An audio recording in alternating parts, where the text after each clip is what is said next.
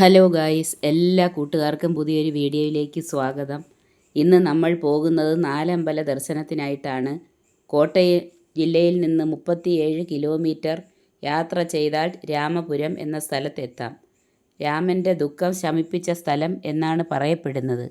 രാമായണ കഥയിലെ ദശരഥ മഹാരാജാവിൻ്റെ 4 പുത്രന്മാരായ ശ്രീരാമ, ലക്ഷ്മണ, ഭരത, ശത്രുഘ്നന്മാർ നിലകൊള്ളുന്ന പുണ്യസ്ഥലം.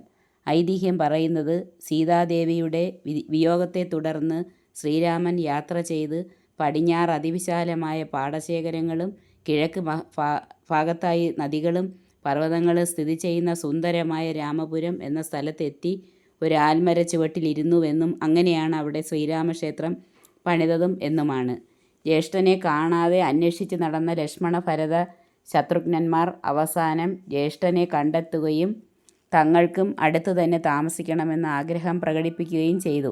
അങ്ങനെയാണ് രാമപുരത്ത് ശ്രീരാമക്ഷേത്രവും 4 കിലോമീറ്റർ മാത്രം ദൂരത്തിൽ കുടപ്പലം ശ്രീലക്ഷ്മണ ക്ഷേത്രം, അമനകം ഭരതസ്വാമി ക്ഷേത്രം, മേദിരി ശ്രീ ശത്രുഘ്ന ക്ഷേത്രം എന്നിവ നിർമ്മിക്കപ്പെട്ടത്. നാലമ്പല ദർശനം പൂർണ്ണമാകണമെങ്കിൽ ആദ്യം ശ്രീരാമക്ഷേത്രം, പിന്നെ ശ്രീലക്ഷ്മണ ക്ഷേത്രം, ഭരതസ്വാമി ക്ഷേത്രം, ശ്രീ ശത്രുഘ്ന ക്ഷേത്രം എന്നിവിടങ്ങളിൽ ദർശനം നടത്തിയിട്ട് പിന്നെ വീണ്ടും ശ്രീരാമക്ഷേത്രത്തിൽ ദർശനം നടത്തണം.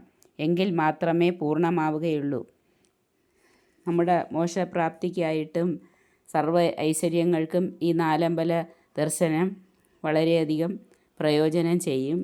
എല്ലാവരും പോകേണ്ടുന്ന ഒരു പുണ്യസ്ഥലമാണ്. രാമായണം ഒരു പ്രാവശ്യം വായിക്കുന്നതിന് തുല്യമാണെന്ന് ആണ് പറയുന്നത്. നാലമ്പല ദർശനം ഒരു പ്രാവശ്യം നടത്തുമ്പോൾ എല്ലാവർക്കും വേണ്ടുന്ന പൂജകളും വഴിപാടുകളുമൊക്കെ നടത്താം. ഒരുപാട് സാധനങ്ങളൊക്കെ അവിടെ എൻട്രൻസിൽ, ശ്രീരാമക്ഷേത്രത്തിൻ്റെ എൻട്രൻസിൽ ഇരിപ്പുണ്ട്. നമുക്കതിൽ വേണ്ടുന്ന സാധനങ്ങളൊക്കെ പർച്ചേസ് ചെയ്യാം. ഭരണികളും പല സാധനങ്ങളുണ്ട് വെറൈറ്റി ആയിട്ടുള്ളത്. അല്പം വില കൂടുതലാണ്. വില കുറവാണെന്നാരും വിചാരിക്കേണ്ട.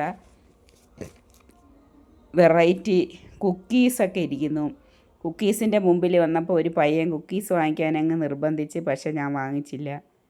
എല്ലാം മധുരമൊക്കെയാണ്. ഇതെല്ലാം കാണുന്നതാണ് ഒരു സന്തോഷം. ഈ കർക്കിടക മാസത്തിൻ്റെ തുടക്കത്തിൽ ആദ്യം തന്നെ വലിയ ഒരു പന്തലൊക്കെ അവിടെ സ്ഥാപിച്ചിട്ടുണ്ട്. എല്ലാ സൗകര്യങ്ങളും ഭക്തർക്ക് വേണ്ടി അവിടെ ചെയ്തിട്ടുണ്ട്. പൂജാ സാധനങ്ങളെല്ലാം നമുക്ക് മേടിക്കാം. അമ്പലത്തിനകത്ത് തന്നെ എല്ലാം ഉണ്ട്. നമുക്ക് ഉണ്ണിയപ്പവും പിന്നെ അതുപോലെ തന്നെ അവൽ ഇതുപോലെയൊക്കെയുള്ള പ്രസാദങ്ങൾ നമുക്ക് അതിനകത്ത് നിന്ന് വാങ്ങാം. അമ്പലത്തിനകത്ത് ഫോട്ടോ എടുക്കുന്നത് നിരോധിച്ചിട്ടുണ്ട്. ഇത് അമ്പലത്തിൻ്റെ ബാക്ക് ഭാഗത്തുള്ള സുന്ദരമായിട്ടുള്ള തോടും അതുപോലെ തന്നെ കൃഷിയിടങ്ങളുമാണ്. നെൽകൃഷിയും അതുപോലെ തന്നെ തെങ്ങ്, വാഴ എല്ലാം ബാക്കിൽ നട്ടു വളർത്തുന്നുണ്ട്. ഈ കോട്ടയം ജില്ലയിൽ ഈ കൊച്ചു ഗ്രാമത്തിൽ എല്ലാ തരത്തിലുള്ള കൃഷികളും കാണാം. ഞങ്ങൾ റോഡിലൂടെ അങ്ങനെ പോകുമ്പോൾ കൂടുതലും മഞ്ഞൾ കൃഷിയും അതുപോലെ തന്നെ റബ്ബർ കൂടുതലായിട്ടുള്ളത്, നല്ല കൃഷിസ്ഥലങ്ങളും എല്ലാം ധാരാളമുണ്ട്. അങ്ങനെ ഞാൻ ബാക്കിൽ നിന്ന് ഒരു വീഡിയോ എടുക്കുകയാണ്. തോടിൻ്റെ വീഡിയോ. തോടിങ്ങനെ ഒഴുകിക്കൊണ്ടിരിക്കും. നല്ല ഫ്ലോ ഉണ്ട്. വെള്ളച്ചാട്ടത്തിൽ നിന്ന് വീഴുന്ന ആ ശബ്ദം കേട്ടതുകൊണ്ടാണ് ഞാൻ ബാക്കിലോട്ട് ശ്രദ്ധിച്ചത്. നല്ല ഫ്ലോയിൽ ഇങ്ങനെ പോയിക്കൊണ്ടിരിക്കുന്നു. അങ്ങ് ദൂരെയായിട്ടാണ് ഈ വയലേലകളും നെൽപ്പാടങ്ങളും എല്ലാം കാണുന്നത്. എനിക്ക് ഇവിടം കണ്ടപ്പോൾ സുന്ദരപാണ്ഡ്യപുരത്തെ സുന്ദരി പൂക്കളെ കാണാൻ പോയപ്പോൾ തോന്നിയ ഫീലാണ് തോന്നിയത്. നാലമ്പല ദർശനം നടത്തുന്നത് നമ്മൾ രാമായണം ഒരു പ്രാവശ്യം വായിക്കുന്നതിന് തുല്യമാണെന്നാണ് പറയപ്പെടുന്നത്. അത്രയ്ക്ക് പവിത്രമാണ്. നമ്മുടെ മോക്ഷപ്രാപ്തിക്കായിട്ട് ഇപ്പോൾ എല്ലാവരും ക്ഷേത്ര ദർശനം നടത്താറുണ്ട്. എല്ലാവരും ഭക്തരായി മാറിയിരിക്കുകയാണ്. നമ്മുടെ കലിയുഗത്തിൽ അത് അത്യാവശ്യവുമാണ്.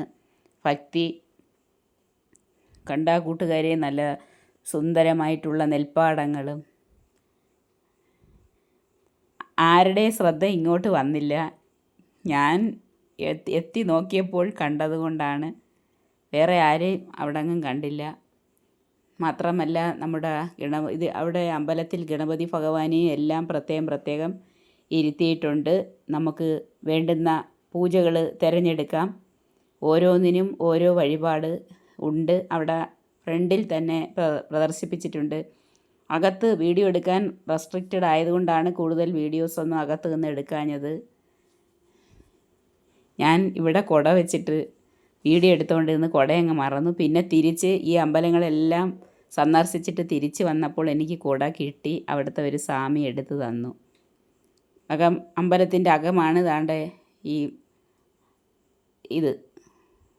അവിടെ നിന്നൊക്കെ ഫോട്ടോ പുറത്ത് നിന്നാണ് എടുക്കുന്നത്. കണ്ട, ലേഡീസിനൊക്കെ ഈ സംഭവങ്ങളൊക്കെ കാണുമ്പോൾ ഒരു അട്രാക്ഷനാണ്. മുടിയിലിടുന്ന ക്ലിപ്പും സ്ലൈഡും വളകളും എല്ലാം പ്രത്യേകം ഇരിക്കുന്നു. അപ്പോൾ എല്ലാവർക്കും ശ്രീരാമക്ഷേത്ര വീഡിയോ ഇഷ്ടപ്പെട്ടെന്ന് വിശ്വസിക്കുന്നു. അടുത്ത 2ാം ഭാഗത്തിൽ ലക്ഷ്മണ ക്ഷേത്രത്തിൻ്റെ വീഡിയോ കാണാം. ടാറ്റാ.